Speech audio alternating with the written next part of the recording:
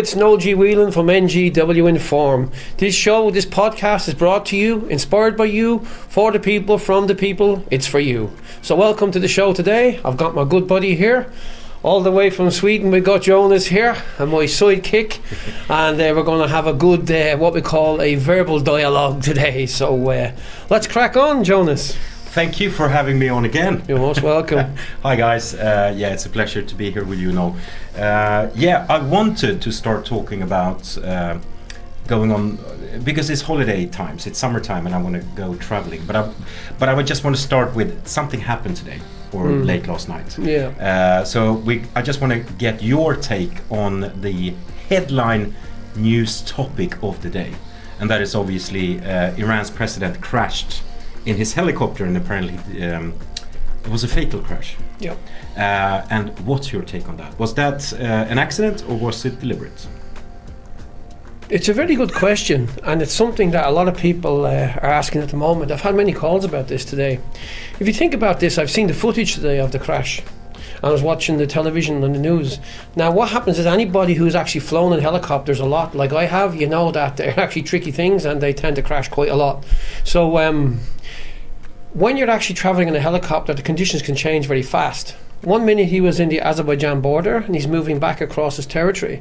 But you do notice in the video footage there's a lot of mist. I actually lost some friends in a helicopter crash. But you're not supposed to fly in mist, are you? Well, you're not supposed to fly in the mist. That's the question, because you can't see where you're going. You can see where you're going on radar, but you need a picture for landing.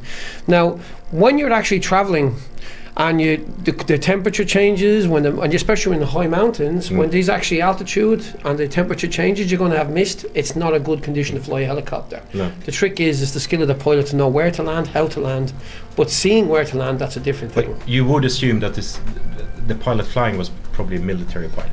Well, you would assume he was a military pilot, but you've also got to understand human error. We're quite fallible people. We have air crashes quite a lot of the time. Not a lot of the time, but it usually comes down to either mechanical failure or to human failure. But also, let's argue it from another perspective. So if you're going to actually go and target, like in a war, and you want to take out a leader of your opposition, well, there's going to be 3 pieces of information you're going to need: who, where, when. Triangulation, person, place and time. But he wasn't universally loved in his country, was he? Well, I don't think he was universally loved in his country or anywhere else. However, a sad thing is, a life has been lost. Yeah. I don't know, I can't comment on this. My point is that it probably must have been some sort of a threat picture towards him. There was a threat picture. I mean, you just had conflict. 2 countries, Israel and Iran, have been at each other as both belligerents. So you can be guaranteed that people are going to be looking deeply into this, and the world is in a bit of expectation. There's a lot of uncertainty in the world at the moment. Anyway, this is just going to raise the stakes and the games. My belief is, looking at this and that location and the conditions and the flight condition, he's a major head of state. He had to go and meet another head of state on the way back. The helicopter went down. It's not the first time in history leaders of countries have actually crashed. No, I know, but I was just thinking, considering the world tensions at the moment, from my point of view, which are not initiated at all, it seems like that probably was deliberate.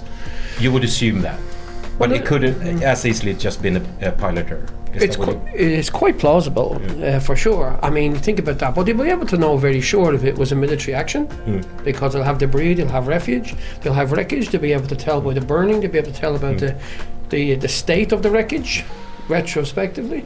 Also, if it was mechanical, they'll have a whole system of reverse engineering the helicopter flight to find out, was it mechanical. My initial thinking is that this is human error. Okay. On behalf of the pilots. And we probably will know pretty soon anyway. I think so. I think so, because if Iran finds something that's untoward, they will absolutely want to broadcast it to the world.